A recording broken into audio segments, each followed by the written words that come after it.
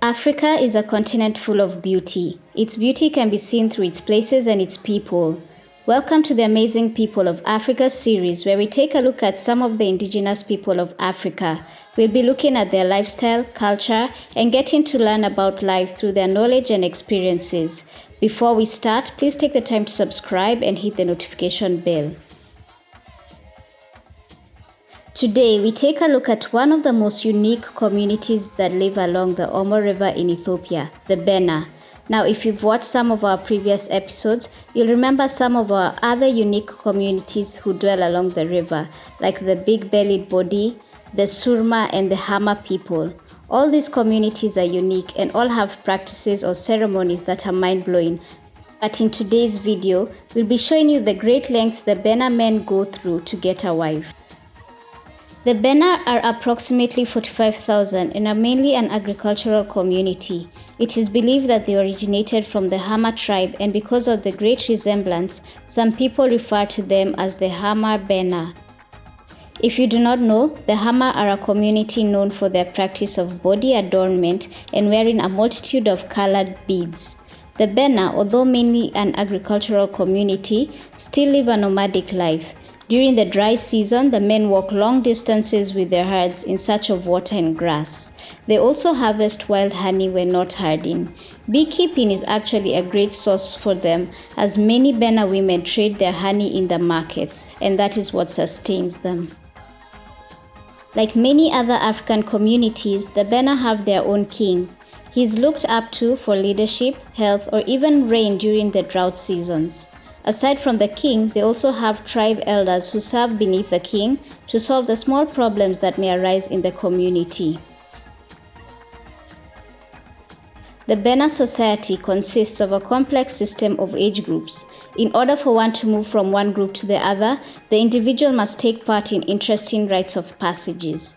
And today we focus on the rite of passage for young men who wish to get married. That is the bull jumping ceremony, a ceremony that puts any young boy's bravery and courage to the ultimate test. The ceremony usually takes place in October or November of every year and involves running on the back of bulls. Sometimes 7 or even up to 10 bulls may be there. There is no specific age criteria, and it is usually the father of the boy who decides when his son is ready for the bull jump. Depending on the father's decision, some boys perform the bull jumping as young as 5 years old with the help of the community members. To show he has chosen his son to go through the rite of passage, the father gives the boy a short stick called boko.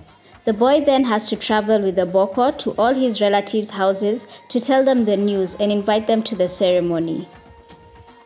And since the Hama do not use the ordinary calendar to track days, the boy gives each relative a coil of rope carefully marked to show the number of days leading up to the ceremony. Each day, the relative cuts a piece from the rope to keep track of how many days are left. When the long-awaited day finally arrives, the whole village takes part. Elders and men who have performed the ritual before but are not yet married gather the bulls, which they smear with dung to make them slippery.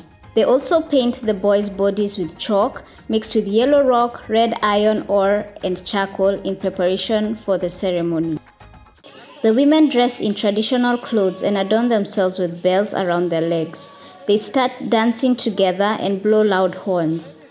They step on each bull's back before making a final jump back to the ground. For those who make it, they prove to the community they are agile, brave, and strong, and that they are fit to be a man. For those who do not succeed, they have to wait for the next year to try their luck again. Hamar men are allowed to marry as many as 4 wives, but the first wife is always chosen by the father following the bull jumping ceremony. A bride price of 30 cows is given to the bride's family as dowry. It is also interesting to note, even if a man has married, he may sometimes be assigned the responsibility of protecting a divorced woman, a widow, or the wife of an absent husband. What are your thoughts about today's video? Is this a ceremony you would like to take part in? Let us know in the comments below how many bulls you think you can jump over and the lengths that you can go to find yourself a wife. Thank you for watching, and if you haven't subscribed yet, please do so and hit the notification bell. If you've enjoyed today's video, be sure to give it a thumbs up. Also, make sure to watch our other videos which celebrate our Mama Africa. We have the Mysteries of Africa series and the Amazing People of Africa series. And remember, Africa is watching.